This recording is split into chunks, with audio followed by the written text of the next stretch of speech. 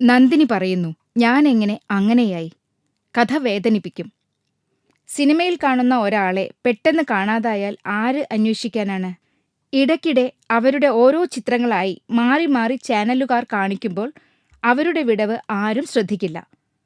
ശ്രദ്ധിക്കാതെ പോയ നന്ദിനി 2 വർഷമാണ് സിനിമയുടെ വെള്ളി വെളിച്ചത്തിൽ നിന്ന് ഒഴിഞ്ഞുമാറി നടന്നത്.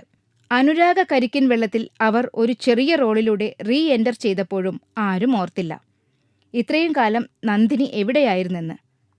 കരുമാടിക്കൂട്ടനിൽ നന്ദിനി കലാഭവൻ മണിക്കൊപ്പം മാറ്റുരച്ചപ്പോൾ നിർത്താതെ കയ്യടി കിട്ടിയത് ചങ്കൂറ്റമുള്ള സ്ത്രീ കഥാപാത്രത്തെ യാഥാർത്ഥ്യമാക്കിയ നന്ദിനിക്കായിരുന്നു. അയാൾ കഥയെഴുതുകയാണ് എന്ന ചിത്രവും നന്ദിനിയുടേത് തന്നെയായിരുന്നു. മോഹൻലാലിനൊപ്പം കിടപിടിച്ച ചിത്രം തന്നെയായിരുന്നു നന്ദിനിയുടെ അയാൾ കഥയെഴുതുക എന്നതും. എന്നാൽ എന്ത് രോഗമാണെന്നറിയില്ല, ഒരു വിഷാദരോഗത്തിനടിപ്പെട്ട പോലെ നന്ദിനി ഇരുളിലേക്ക് നടന്നു കയറി. കൂടെ തടിയും 105 കിലോ വരെയായി. വെളിച്ചം കണ്ടപ്പോൾ ആദ്യം ഭയം തോന്നിയത് നന്ദിനിക്ക് തന്റെ രൂപത്തെ തന്നെയാണെന്ന് അവർ പറയുന്നു.